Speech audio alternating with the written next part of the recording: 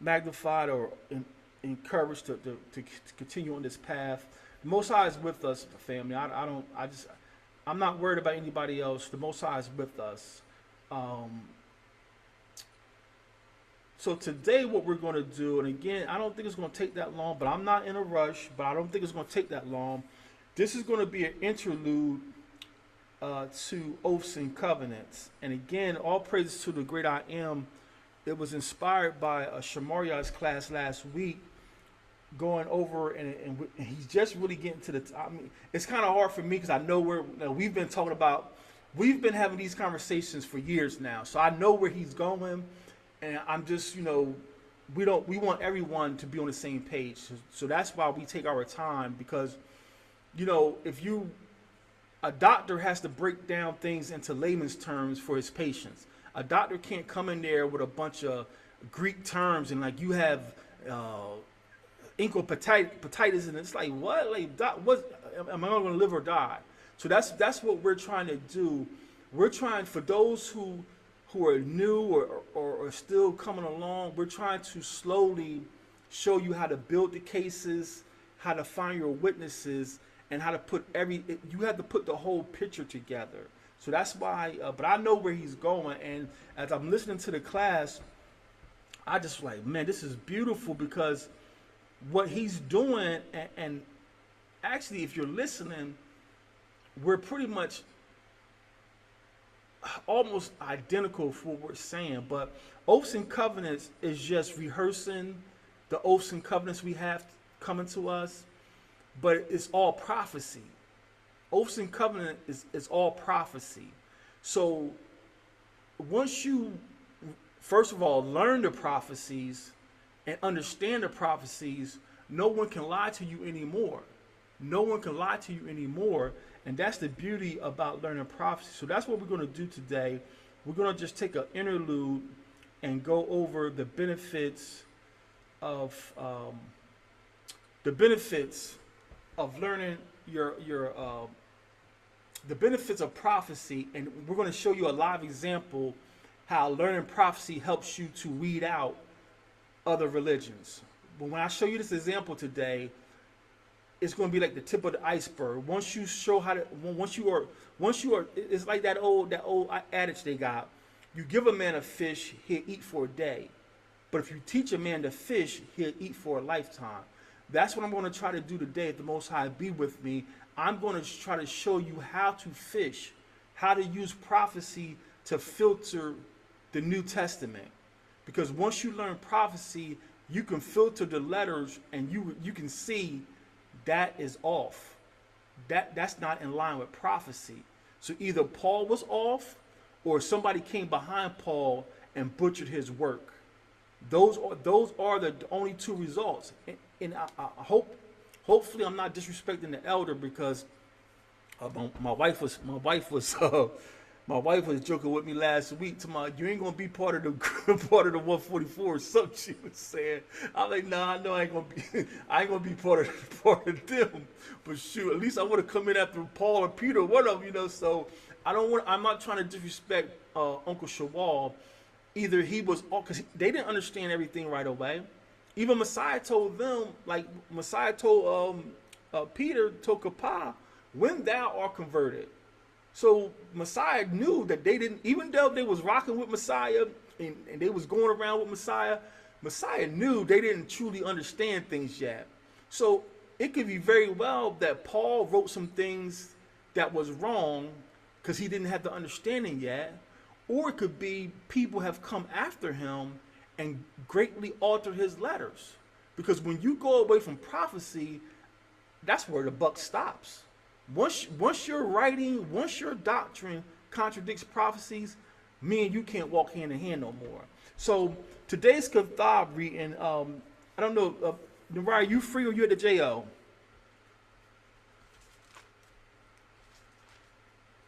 You might be Not at the the. big outside. Yeah. Okay. All right, we'll carry on. We'll carry the load. That's what your brothers are here for. Can we go to Shamaria? Can we go to Matthew 4:4 for the Kathab reading? Matthew 4:4, red letter. Matthew chapter 4,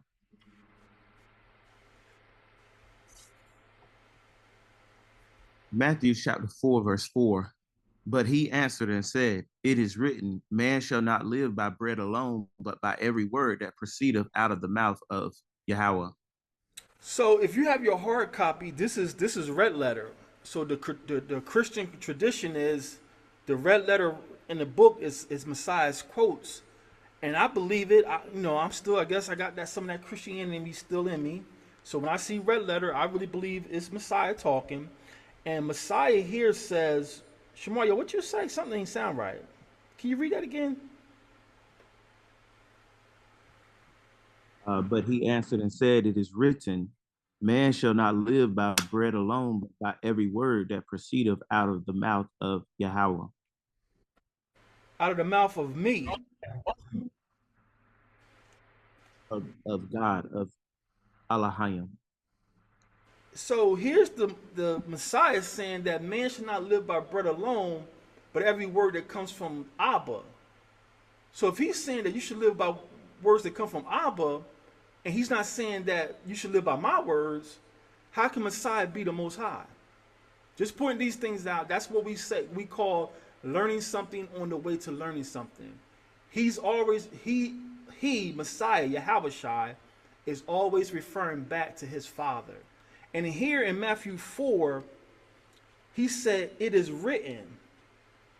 Now, one translation I looked up online says, Scripture says that man should not live by bread alone. So when he says it is written, or even the translation that says Scripture says, what are they referring to? What are they referring to? They're referring to the Torah. So this Christian religion, no way around it, your religion is standing on a house of cards. Messiah is saying it is written, and when you see that phrase, it is written, they're referring to the prophets. They're referring to the prophets, they're referring to the law. So if you're not living by it is written, you are not walking with Abba. Any comments or questions about that? And I was trying to think of a kathab, and this verse kept popping up in my head, and Shemaria referred to it in his class. So I'm like, I don't want to use that because we used it or it's in his class, and the Spirit just kept saying, "There's no way around it. This is what we should be. We should be living by the word of Abba, and the word of Abba is prophecy. So when these people, get puffed up with their education and their knowledge, but you're not living by prophecy. Last night, one of their greatest hell nights is nowhere recorded in prophecy. It's nowhere commanded as a holy day. So how can you say you love Christ, you love God, but you're not following anything he says? Man should not live by word, but man should not live by bread alone, but every word that proceeds from the mouth of Abba. There's no way around it. This is the theme of Shemariah's class, and this is the theme of oaths and covenants. The Christians don't have understanding because they don't learn prophecy. The Christians don't have understanding because they're not living by the words of the Most High. They're living by the words of theologians, scholars, teachers, they're pastors. These pastors are remixing verses, and it's crazy. And maybe, I don't know, we're poor people, we don't have no fancy equipment, but you see them in their videos, they're just walking around the stage with no Bible open. So I don't know if they got scriptures in, being read to them in their ear. I don't know if they have a projector in the back, but it's like these pastors are just pep rally coaches now, and they're remixing verses, and the people are getting stirred up, and you getting stirred up thinking this man is preaching because you don't know prophecy. You don't know prophecy. So today we're going to take a look at a real life case study, how learning prophecy helps us weed out bad doctrine and helps us see when the letters of the New Testament, so-called New Testament, for those who catch this at a later date, or you may be watching this on Facebook, there is no such thing as a New Testament. No New Testament has been given. No New Testament has come. We're still in the land of we're still in the land of our enemies. We're still under captivity from the first contract. So if we're still suffering the curses and punishments of the first contract, how can we be under a new contract? So those letters have been labeled New Testament by pagans, by foreigners who don't know our culture. I'm going to show you a real life case study, the power and benefits of learning prophecy. Any comments or questions before we get into today's class? Yeah, Khan, I have a comment.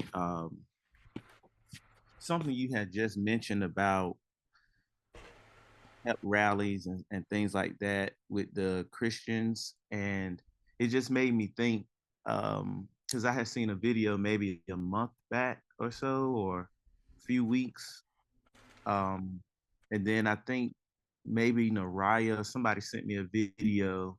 There was a lady who had pretty much word for word copied an old speech from TD Jake, and she used it in her congregation or wherever she was at, and she word for word, cadence for cadence, was copying exactly what he was saying, and somebody just, I guess, remembered and then stitched the two together.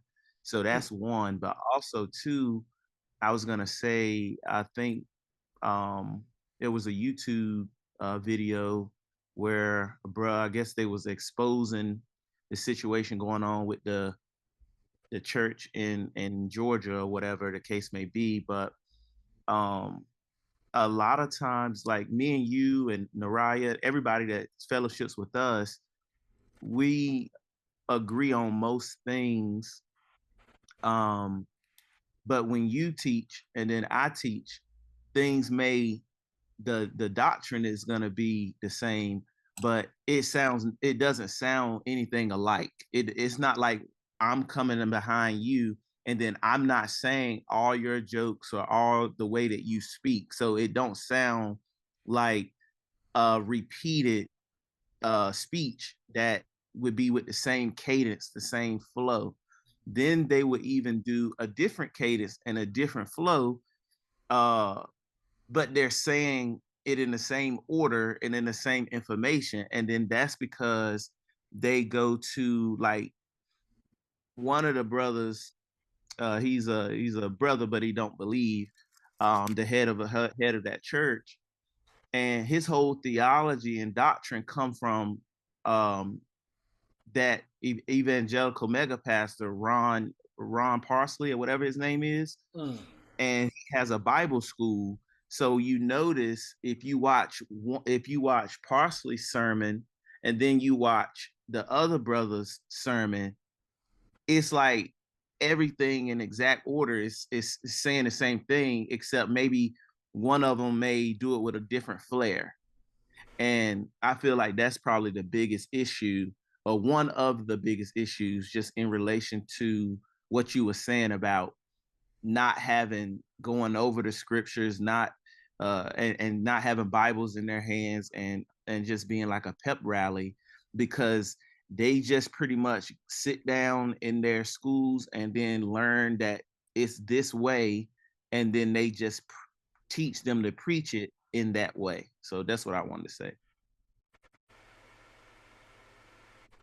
Con, you can tell when the spirit is there and the spirit is not. And it's just, unfortunately, we have to be patient and just wait for the Most High to reveal these things.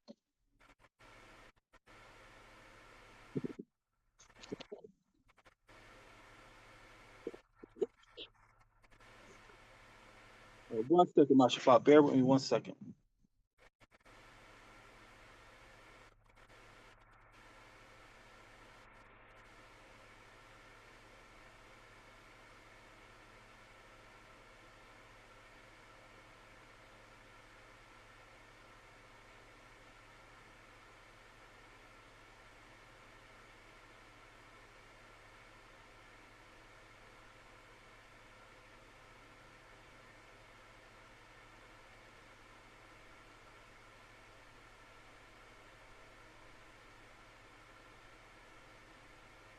All right, the water for that. The water for that.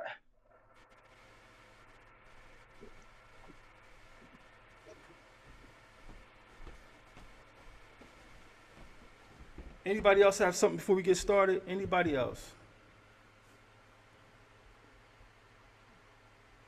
All right, so what we're going to do, we're going to show you a real life case study how prophecy helped you weed out bad translations and bad doctrines. Okay, this is going to be a real life case study.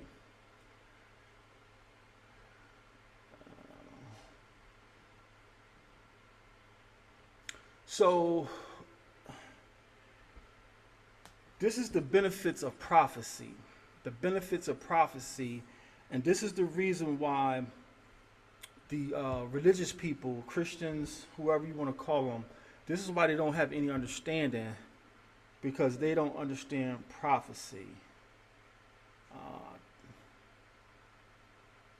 It's kind of small on the screen. I apologize. I wanted to make it a little bit bigger, but the text is more important than the images. Let's go to Galatians.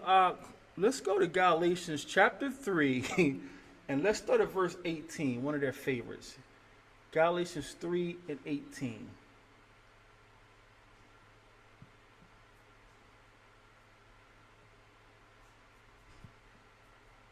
Galatians chapter 3 and verse 18, it says, "For if the inheritance be of the law, it is of no more promise. It is no more of promise, but the Most High gave it to Abraham by promise." So for those still learning, this is one of the most famous scriptures that the apologists or Christians stand on to prove that the covenant is not of the law. The covenant that we are reconnecting to. They come here to Galatians 3:18 to prove and preach that the promise made to Abraham was not connected to the law. It was by the promise of Abba because of his faith. So I don't want to lose anyone. I'm not trying to be mysterious. This is not hard to see. I'm about to contrast how poorly the Christian doctrine is because they don't study prophecy. So for all those who are still new, you may be babes, this is where they go. When we tell them that we are keeping the law, statutes, and commandments, this is where they take us to try to help us, that they think they're helping us and showing us that keeping the law is pointless because the promise made to Abraham was based on his faith and not him keeping any laws. This is why we're going here. I want to take my time. I don't want to lose anyone. So it says, "For if the inheritance be of Torah, the law, it is no more of promise, but Yah gave it to Abraham by promise." This is what this translation is saying. The inheritance promised to Abraham did not come through the law or because of the law. It came by promise, and the promise is based on Abraham's having faith. Let's continue on to verse 19. Verse 19 says, "Wherefore then serveth the law?" Basically saying, what's the purpose of the law? "It was added because of transgressions, till the seed should come to whom the promise was made, and it was ordained by the Malachim or the angels in the hand of a mediator." So verse 19, I did this earlier. I thought I had my image. These slides may be out of order.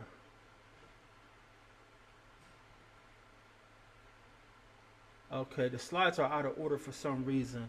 So for verse 19 is saying, like Ak just said, what for then serveth the law, Torah? What is the purpose of the Torah? What is the purpose of the laws, statutes, and commandments? The translation goes on to say, it was added because of transgression. The law was added because of transgression. And when I'm reading these, when I'm listening to these verses, I just be at the job just getting sick to my stomach. And I told the Akyam a few times, the Most High, and I can't take full credit. My brother first introduced me to textual criticism. My brother, I told you guys about him. He lives out on the West Coast. We call him Yamez or Yaquab. And he's the first one years ago when me and him connected. He started to give me verses to read. He says, "I'll read this for me and tell me what you think." And then we would critically ask questions like, how can this make sense? So when he taught me that critical eye, it takes off. You start to see these oddities, these things that's out of place, these things that are out of culture all through the text. And for years, it's like, am I the only one seeing these things? So you remain quiet because like you don't hear anyone else out here saying these things. And as much as we like to think we're independent, it is kind of scary being on an island sometimes. And then me loving the Most High, not wanting to hurt his people, you don't want to say anything wrong. So you sit on these things. But when you start to read these texts and you really start to learn prophecy and you really start to learn your language, it's like this translation is terribly off or Paul is off. What for service the law? It was added because of transgression. And that old riddle came to my head from back in the 80s. The cartoons used to use it. And when you learn or read the word of the Most High, this riddle is silly because the Most High answers this riddle. But there's an old riddle. What came first, the chicken or the egg? Anybody ever heard of that riddle before? What came first, the chicken or the egg? As a child, that's a hard riddle. But now when we go back and read the book of Genesis and the creation story, we understand how, according to the creation story, Abba created the animals through the water. The animals, the birds of the fowls of the air, they came through the waters. So that riddle is like, it's simple to an Israelite. I just read my scroll and your riddle is pointless. But this verse reminds me of that riddle. It's saying that the law was added because of sin. Anybody see something wrong with that? Anybody see something wrong with that? You wouldn't know what sin was without the law. Come on, I be hoping others step up, but it's like, I know some people scared to be wrong. You guys don't have to be scared to be wrong. Say what comes to your mind. But I want to make sure everybody is together, not just me, Shamaria, and Nariah. I want everyone coming along. The problem with this verse, family, is saying that the law was added because of sin. That makes no sense. I wouldn't know what sin was if I didn't have a law. But what these Christians are referring to, they're referring to the law, statutes, commandments that Moses was given. And for their religion to make sense, they're trying to tell people that that law was not based on faith, and Abraham's promise was based on faith. And that's their whole message. But then when you start to critically think and analyze these verses, your definition of sin is not in line with Abba. And then your verse, Galatians 3:19, is contradicting what's written.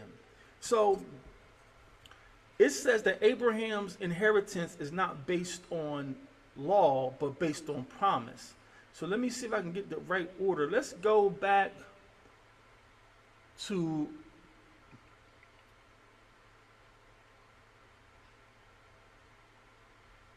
Genesis. Let's go to Bereshit 17. Bereshit 17.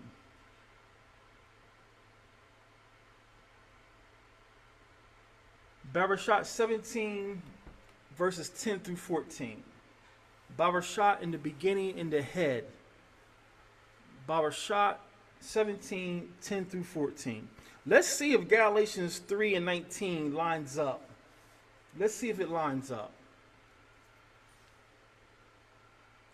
It says it's the writer is trying to tell us that Abraham's covenant is not based on law, it's based on a promise. Let's see if it lines up. Genesis chapter 17, Genesis chapter 17, verse 10. This is my covenant which you shall keep between me and you and your seed after you. So wait a Every minute. man, So wait a minute. Right off the bat, who's talking here? Yahweh. Yahweh's talking, and right off the bat, he says, "This is my barat, which you shall keep." So if he's telling Abraham, "You shall keep this," right there, that implies action. Keeping something implies action, works. So right away, my spidey senses is going off. Your Galatians 3:19 is out of order. Because when the Most High is telling me to keep something, I have an obligation. So them telling us that Abraham's inheritance was based on promise, not law, is not matching up. Right off the bat, the Most High is about to tell him what is his responsibility. Read on, Op. This is my barat, my covenant, which you shall keep between me and you and your seed after you. Every man child among you shall be circumcised, and you shall circumcise the flesh of your foreskin, and it shall be a sign of the covenant between me and you. And he that is 8 days old, good. Yep, keep going, Op. You got it. You got it. And he that is 8 days old shall be circumcised among you, every man child in your generations. He that is born in the house or brought with money of any stranger, which is not of your seed, he that is born in your house and he that is brought with your money must needs be circumcised. And my covenant shall be in your flesh for an everlasting covenant. So how can he tell us that Abraham's inheritance is not based on law? Family, the word Torah means instructions. These pagans come up with a word law, and law is already a negative connotation for us because all of their laws was designed to oppress us. But Torah means instructions. Genesis 17:10, the Most High is giving Abraham's instructions that he shall keep and teach to his sons, and even your servants and your strangers living with you, they have to keep it. So this thing about Abraham's covenant is based on a promise and not law. It's not lining up with prophecy or scripture. Abraham's inheritance is based on him keeping instructions. Any comments or questions about this witness? All right, let's go to the second witness to get confirmation. And again, I apologize. This slideshow, this technology does what it wants sometimes. Let's go to Genesis 28 and 5. I'm sorry, 26 and 5. Genesis 26 and 5.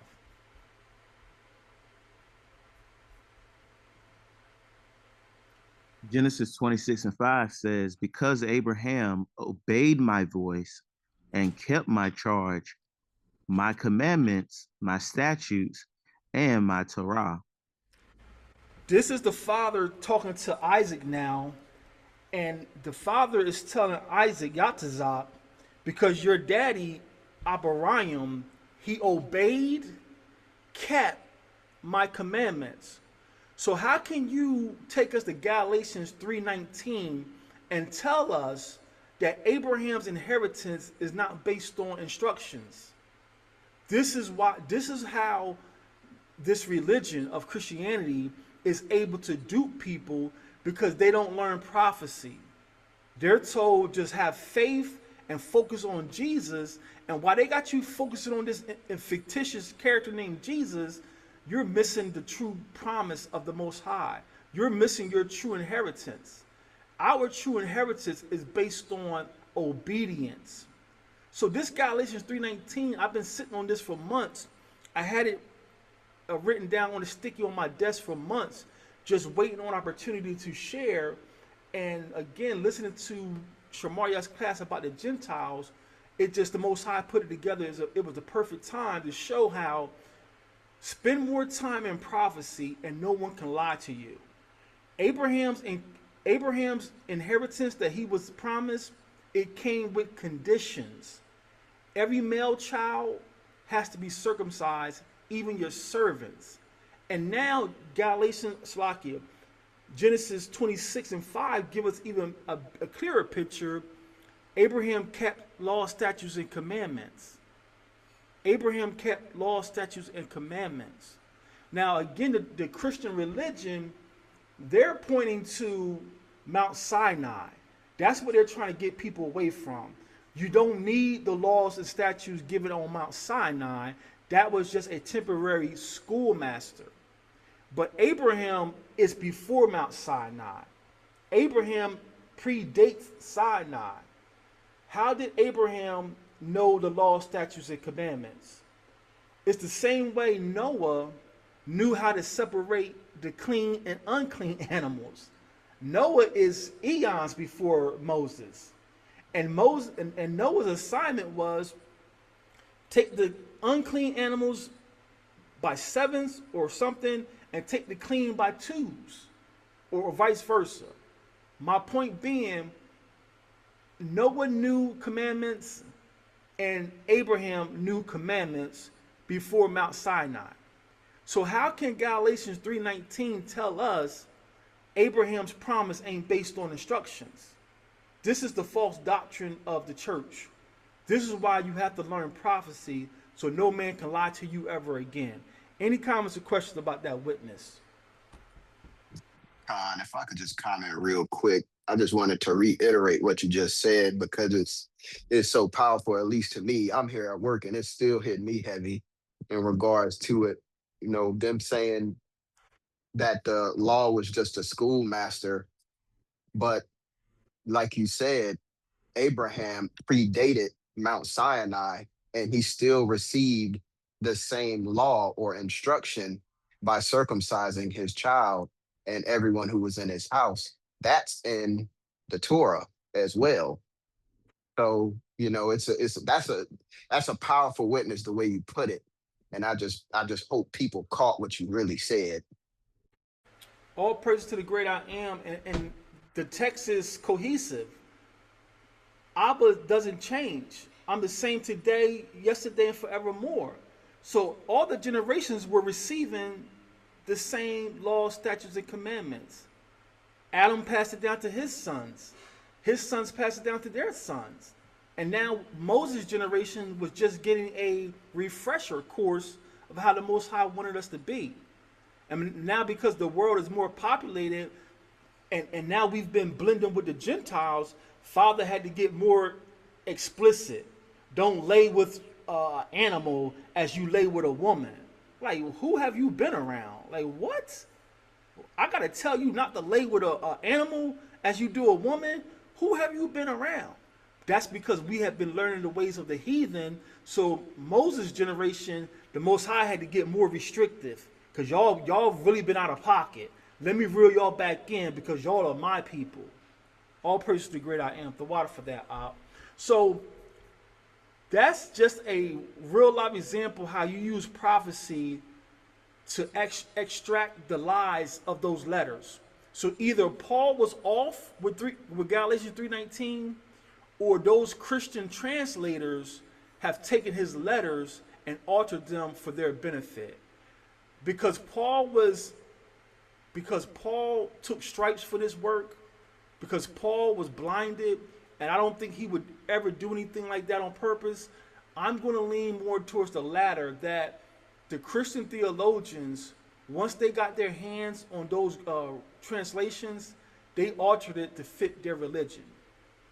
I have some loose witnesses I shared over the years, but I just can't believe Paul would write something like that after the Most High had stricken him with blindness, and you see what the Most High can do to you.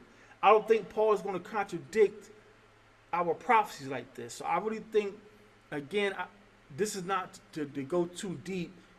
If anyone wants the witnesses, I would have to build them. But I really think the translators altered the letters of the apostles, and that's why this false doctrine is here. Let's get some more. Yeah, Ali, go ahead. Ak, you got it.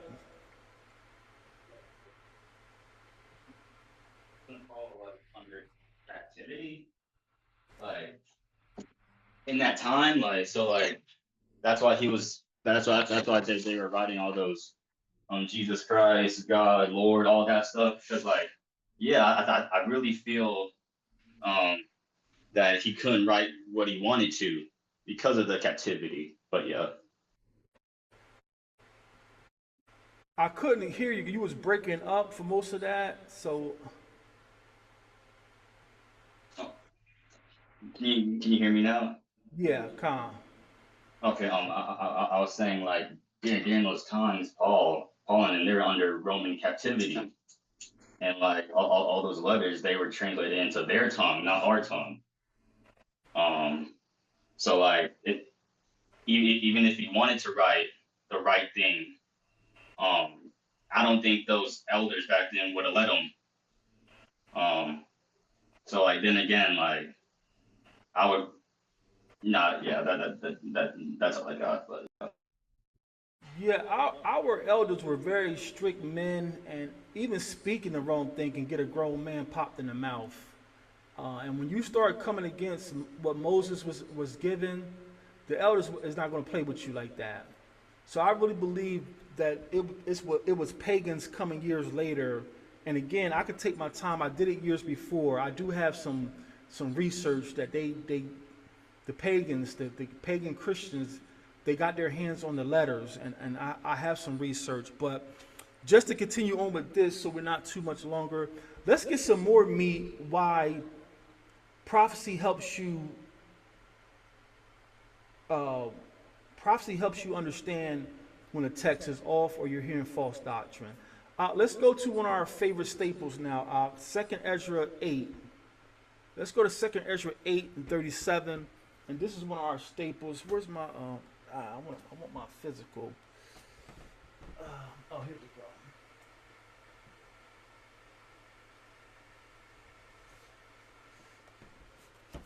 And this is why the Christians don't have understanding, because they don't read these letters, and they definitely don't read prophecy. This is what they call the Apocrypha, so they're definitely not going to read this.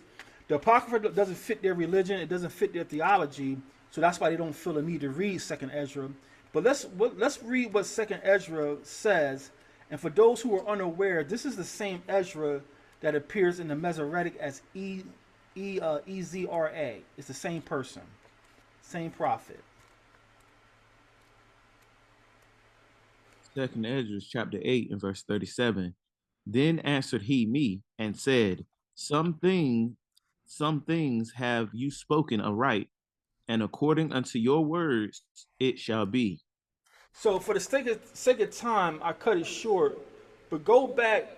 Ezra is talking back to the Most High. And now the Most High just said, some things you said, Ezra, is correct. But let me reel you in because you don't have it all together. So let me give you a clearer picture of how I'm moving and why this is the Most High talking to Ezra, telling Ezra, you're close to understanding, but let me give you a clearer picture of what I'm doing. Read on, Ak.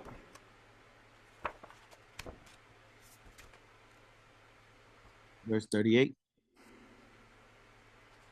or chapter 9. No, of 38.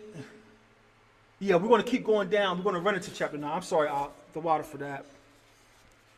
For indeed I will not think of the disposition of them which have sinned before death, before judgment, before destruction. But I will rejoice over the disposition of the righteous, and I will remember also their pilgrimage and salvation, and the reward that they shall have. So the Most High is telling Ezra, I'm not even thinking about those who have sinned. I'm not even worried about those who have missed it. I'm not worried about them. My focus is on who? The righteous. This is the Father talking to his prophet, our kinsman. Abba himself saying, I ain't worried about them. I ain't worried about. Our way of life is hard. I tell my wife all the time, the men we were raised by were hard men. They didn't play with boys. They didn't play with young men. They didn't hide their speech. The Father does not play with us. The Father is telling Ezra, those who have sinned and missed it, I'm not focused on them. I'm focused on the righteous. Read on, Op.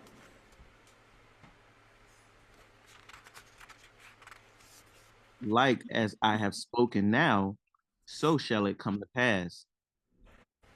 For as the husbandman soweth much seed upon the ground and planteth many trees, and yet the thing that is sown good in his season cometh not up, neither doeth all that is planted take root.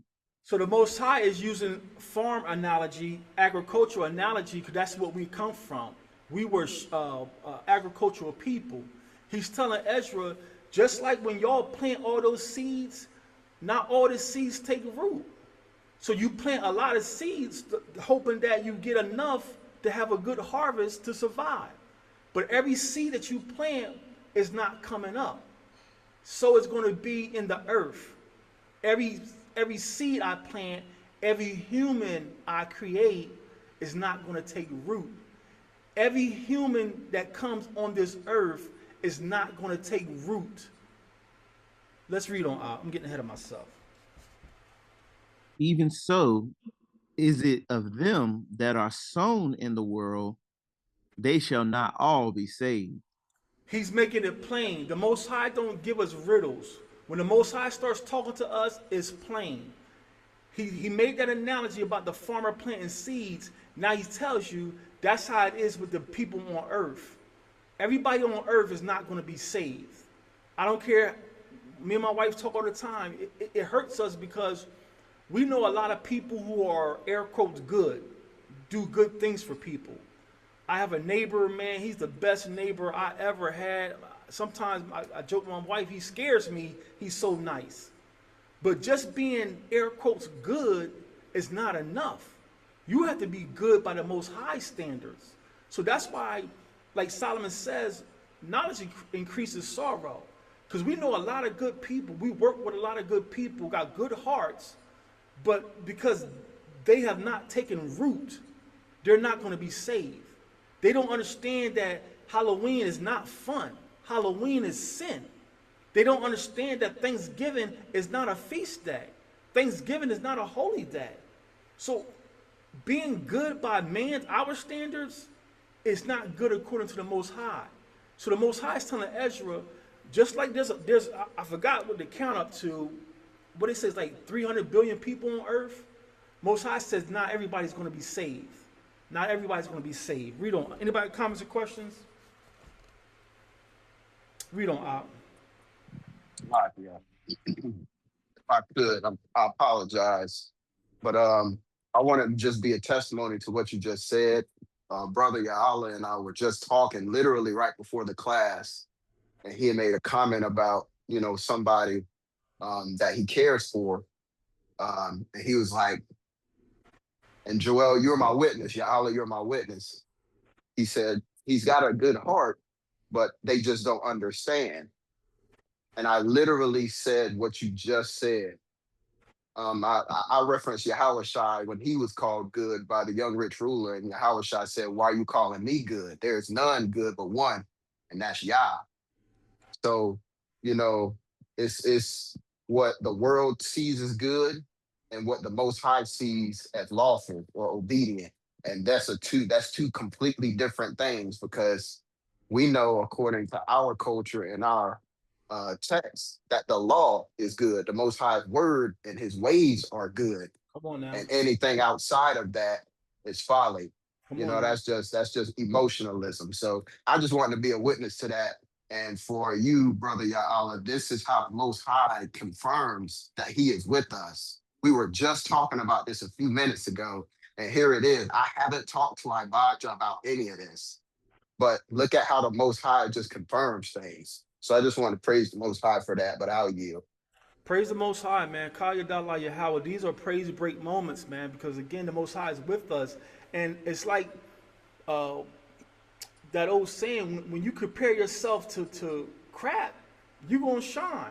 It's like a senior playing JV or playing freshman. Yeah, you shining against freshmen. You 18 years old with a beard, scoring 20 points on 13, 14-year-olds. But you can't rock with being your age. So calling somebody good according to this world standards, that's crazy. This world thinks you're good if you accept my son as he is. Devil is a liar. You getting out of here with that. You're not staying in my house with that spirit. Well, you don't know. We're going to follow the Most High's law, statutes, commandments, or you got to go. There is none good except the Most High. The water for that. Let me get out your way. Read on out.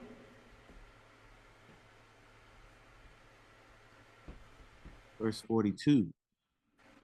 Ezra answered then and said, or I answered then and said, if I have found grace, let me speak.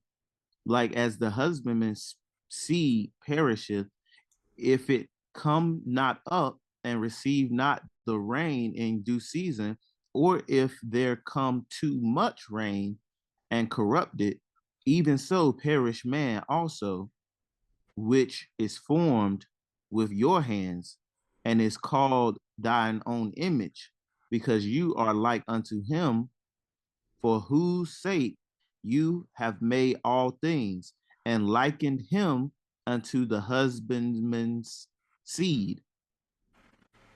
Be not wroth with us, but spare your people, and have mercy upon your own inheritance, for you art merciful unto thy creature.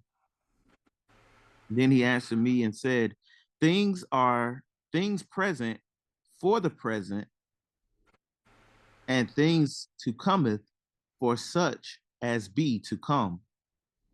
For you come as far short that you shouldest be able to love my creature more than I. So the But Most I have High, Shalaki, let me break it up real quick. The Most High knows Ezra's thoughts. And the Most High hears his compassion for Israel. And now the Most High, because the Most High knows his thoughts, the Most High is telling Ezra, you can't love the people more than me. I hear your love, and I know your love for Israel. You can't love them more than me. I created Israel. I chose Israel. So even though you got love for them, don't think you love Israel more than me. That's what Abba is saying. Read on, Abba.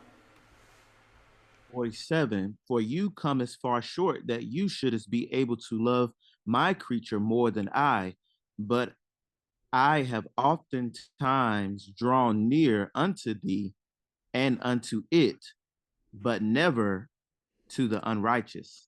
This is another proof text how we're telling people the Most High does not care about the other people. He just says 2 Ezra 8 and 47, many times I have drawn near to Israel. I have drawn near. I appeared to them on Mount Sinai. I spoke to their prophets. I keep coming to the Israelites, but unto the unrighteous, aka unto the Gentiles, I don't approach them. So that's why we are adamant, we are passionate about this thing. That's why the brother mocking us is not going over well with people. We know who we are now, and we're taking pride that he chose us. Now, the Torah Group, we're not going to thumb our nose and start calling people names, but we're going to walk with our heads up knowing that we are the chosen. We are Yahawashai. And the Father says, many times I came near to the Israelites, to the seed of Jacob. The other nations, I never approached them. They haven't seen my terrible acts. I haven't destroyed no countries for them. I had not destroyed kings for them. I have not given them manna in the wilderness. But for Israel, for Yahawashai, I have done these things. I have shown them I love them. Read on, Ab. 48. In this also you are marvelous before the Most High. Now imagine the Most High saying that. This had me in tears a couple of months ago, Ab. In that you have humbled yourself as it becometh thee, and has not judged thyself worthy to be much glorified among the righteous. For many great miseries shall be done to them that in the latter time shall dwell in the world, because they have walked with great pride. Because you walk with great pride, in the last days, a lot of famine and miseries are coming. Because you're saying that, oh, just let them identify how they want to identify. Don't say nothing to your daughter. Let her go ahead. Because you walk with great pride and won't teach my law to your people, great miseries are coming upon the earth. Because you want to erase everything the Father has set up. Oh, now a marriage can be. Just this morning, I think, or maybe last night, me and my wife was watching the news. I think it was yesterday morning. They have to create a law. They're either created a law or a bill is coming where you can't marry an AI, a bot. You can't marry a robot. It's some kind of AI marriage law.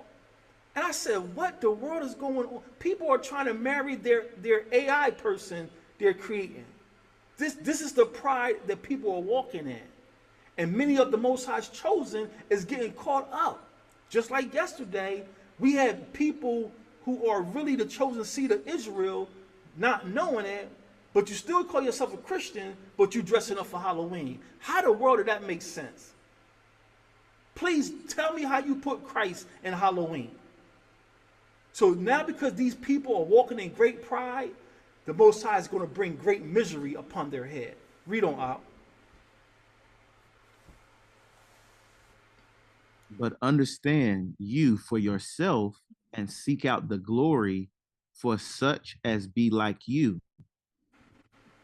For unto you is paradise open. The tree of life is planted. The time to come is prepared. Plenteousness is made ready. A city is builded, and rest is allowed. Yea, perfect goodness and wisdom. Where else do we hear this language inside the KJV? A city is builded. The tree of life is ready for you. He just told Ezra, you just punch your ticket. Man, this had me in tears because I'm like, I'm scared to death. I'm asking the Father, before I fall to this flesh, before I fall to these darts, go ahead and put me to sleep. Punch my ticket. And here Ezra has a first-hand account from Abba, paradise, you already made it, son. My God, this is what this is Kala. Anapash Kala. This is what I'm holding on to. I don't care about your job. I don't care about your economy. I don't care about your currency. I'm holding on for the tree of life. I'm holding on for this city that's builded. Where else do we hear this language? City is builded, tree of life. Revelation. Come on now. This is Revelations 21:22. This city is for us. It's not for the world. Revelation tell you the name of the city is New Jerusalem. The city of Zion. It's for us.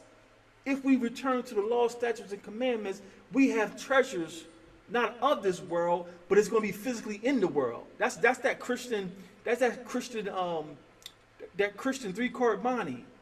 They want to sell us this pie in the sky. No, it's a spiritual city built by the Father, and He gave the Son order of the city. But our city is on physical earth in New Jerusalem on Mount Sinai. That's our land, that home's base. We ain't gonna be floating in those sky like the angels and just in a good by and by. I'm gonna get heaven in the sky. No, we have physical treasures. We have physical rivers. We have physical gold. We have physical figs that we're going to enjoy if you kala. Hold on to Yahawashai. Hold on to His salvation. Man, I feel like. Go ahead, Ab. It's tough. It's tough, man. It says, for unto you. Yep. I'm gonna read it again. For unto you paradise is open. The tree of life is planted. so much. The time to come is prepared, plenteousness is made ready. A city is builded and rest is allowed. Yea, perfect goodness and wisdom. Revelation Just says, that's Slakia, the Spirit is here. Revelation says, for those who don't know, to let you know this is talking about the Israelites, Revelation says the people won't mourn no more. The people won't cry no more. The curses are removed. The only people who have been cursed are the Israelites. The only people he punished for breaking his commandments are the Israelites. That's how we put the text together. That's the benefits of learning prophecy. These people can't lie to you if you learn prophecy. Just like Shamaria is building his case, there is no prophecy where foreign Gentiles are redeemed. There are no prophecies where other nations are restored. The only prophecies about restoration is for us. The church want to change it and says the Most High has a plan of restoration for mankind. The Most High has a plan of redemption for the world. Book, chapter, and verse. To this day, over 10 years, I've been asking Christians to show me verses where the world, where the mankind is redeemed. They can't do it. They can't do it. I don't care how much education they have, they can't show me no verses where the world is restored.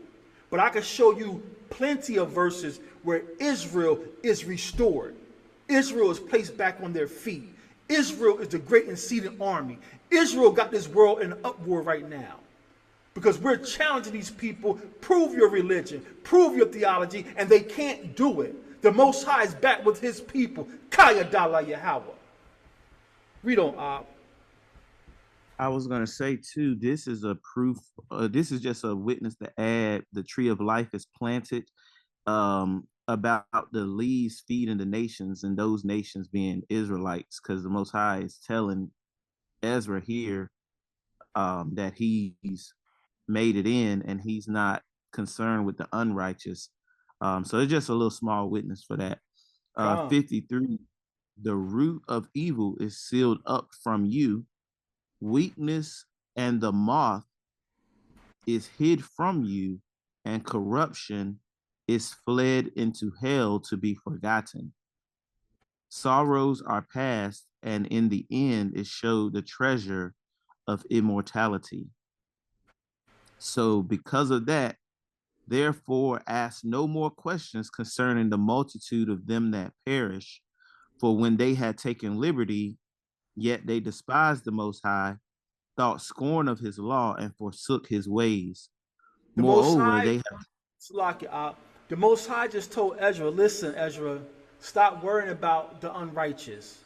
Because when I gave them a space to repent, they scoffed at my law. They laughed at my people eating lamb. They laughed at my people keeping feast days. They laughed at my people renting cottages to go buy tents. They laughed at my people putting fringes on their garments. Don't worry about them. They are part of the multitude that's going to perish. Don't worry about them. I don't care about them. That's what your father is saying. So no matter how much ridicule you go through, you on your job, you're the only one trying to be righteous. They looking at you, whispering about you. That's your reward. The Father sees that, and that's your reward. The Father doesn't care about people. Let them make their videos mocking us. Let them make their videos scoffing us. The Father don't care about them. Read on out.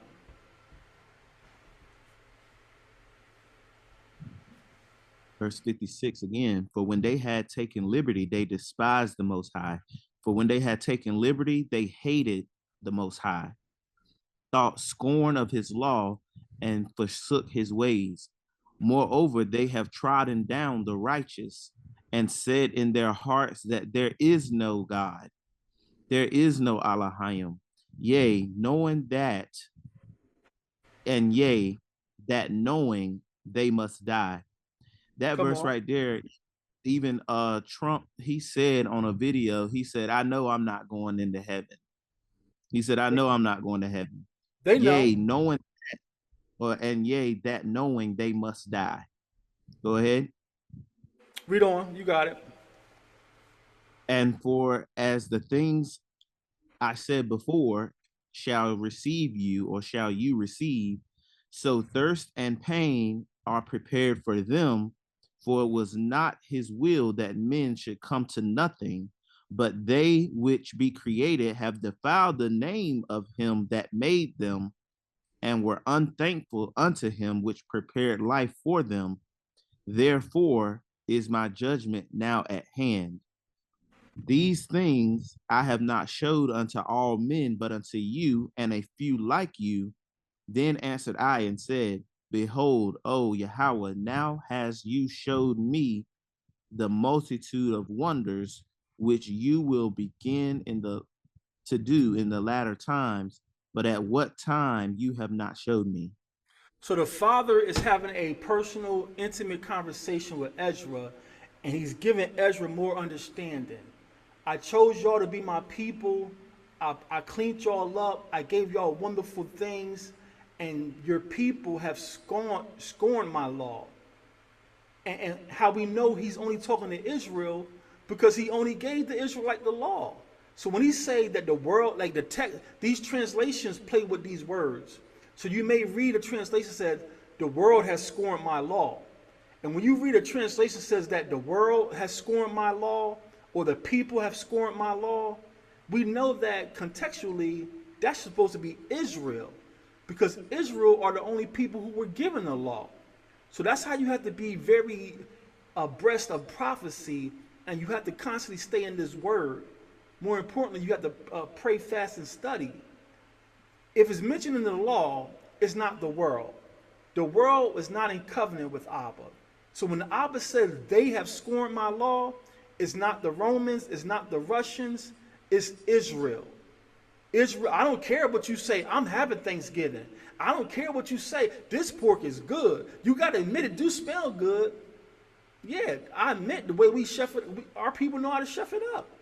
Yeah, the way my mom used to make no pork chops, it smelled good.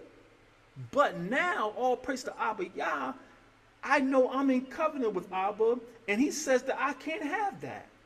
But our people will scoff at it. I was across from one of my brothers, and I told the waiter, no, I don't want pork. I don't eat pork. Brother said, I'll take his. Okay, go ahead and take it. This is Israel scoffing his law, making light of his law.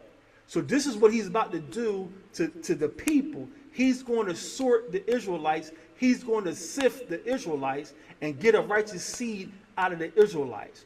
For the sake of time, the Water Ak, you're doing a great job. Let's drop down to chapter 9, one of our staples.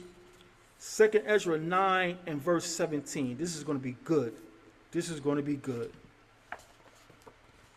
2nd Ezra chapter 9 and verse 17. And he answered me, saying, Like as the field is, so is also the seed. As the flowers be, such are the colors also. Such as the workman is, such also is the work. And as the husbandman himself, as the husbandman is himself, so is his husbandry also.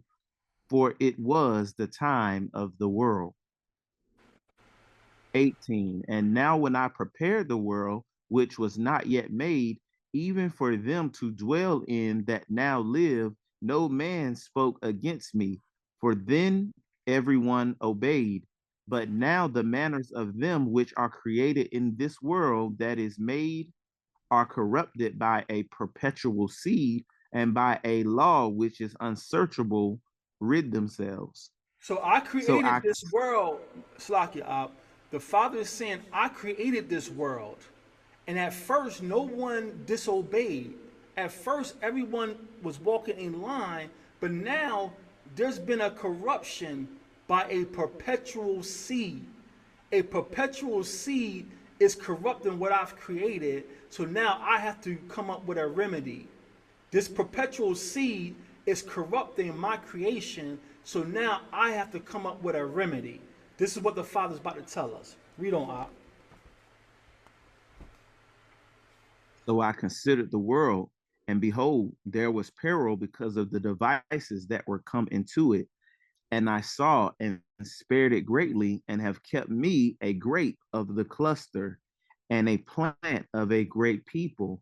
I've Let the kept me what? multitude, I've kept me a grape of the cluster and a plant of a great people. I've kept one grape of the cluster. On your screen, I know it's a small image. That is a cluster of grapes. But the Father is saying, out of a whole cluster, I only kept one grape. For the sake of the metaphor, I put the 12 tribes on the whole cluster because he says, secondly, I've kept a plant. So this whole plant is the Israelites. Out of the whole world, it became corrupt. So I snatched one grape, one plant out of the world to be my people. It is the Israelites. For those who don't understand or don't believe in 2nd Ezra or the Apocrypha, this parallels Isaiah chapter 5. Isaiah chapter 5 says the same thing. Israel is my plant. Israel is my vineyard. This is why the people in church don't understand. They do not study prophecy. They do not study prophecy. Read on out. Let the multitude perish then, which was born in vain, and let my grape be kept, and my plant, for with great labor have I made it perfect. That's all Tamam. we need. That's all we need. The Most High is telling Ezra, my creation has been corrupted, and everything I tried to do to correct their action, nothing is working. It's becoming worse.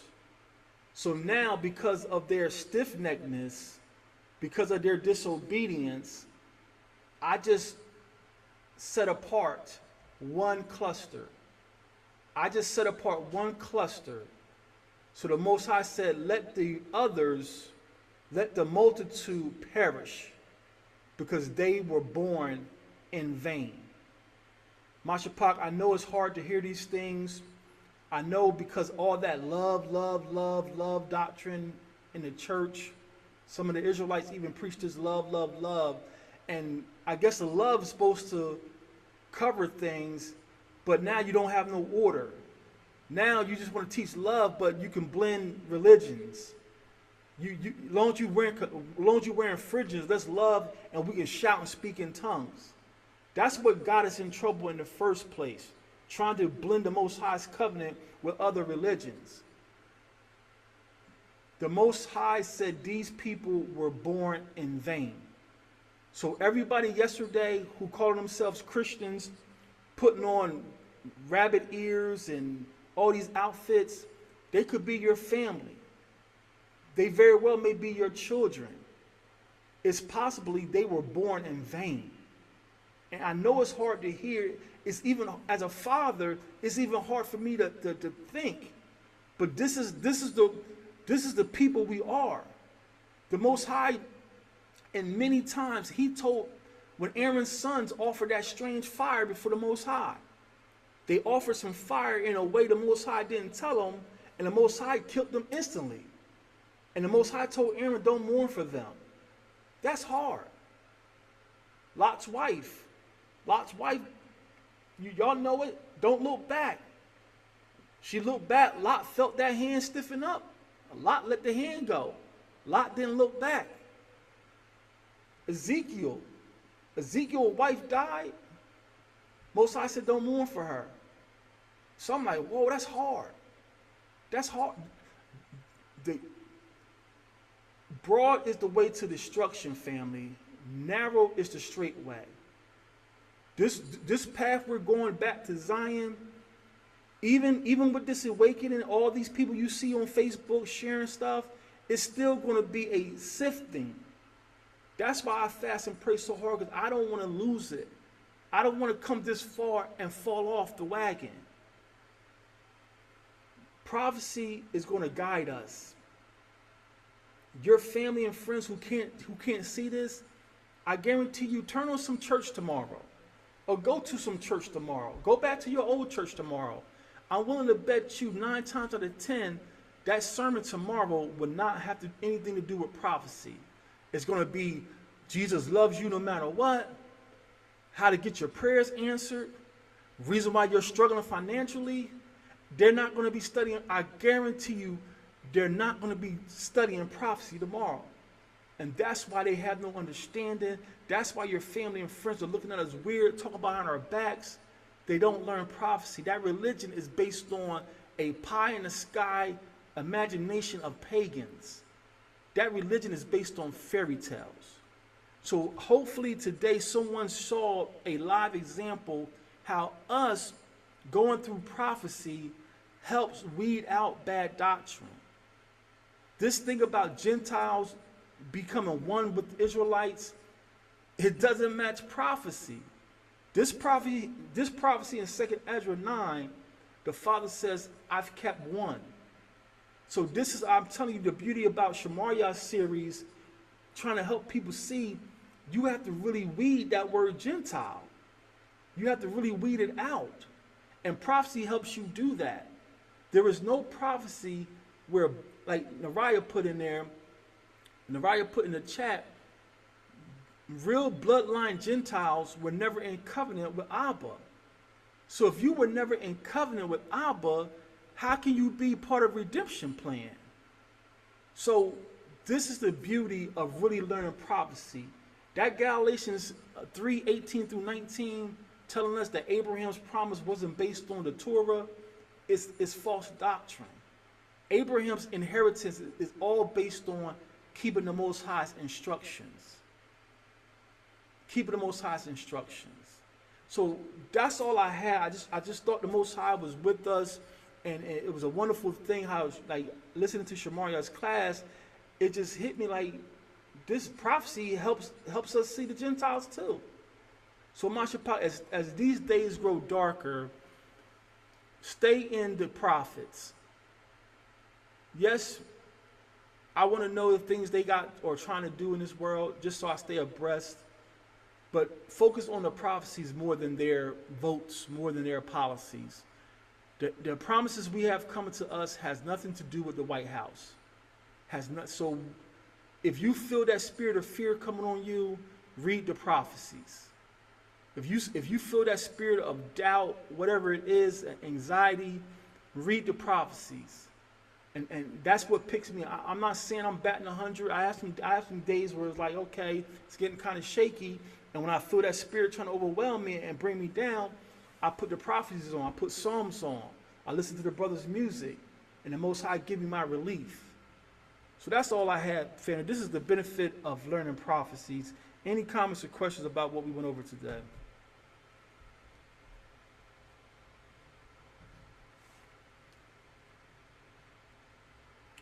All right, Mashapah. Thawar Rabah for everybody who tuned in. Give me a day or so. Probably tomorrow I get this chopped up and uploaded to the channel for your review. Pray the Most High was magnified by Sham Yahawashai. I declare the blood of Yahawashai has redeemed me, continues to restore me and refresh me, revive me. It's by the blood of Yahawashai that I continue to worship the Most High in spirit and truth. If all hearts and minds are clear, you want to pray us out?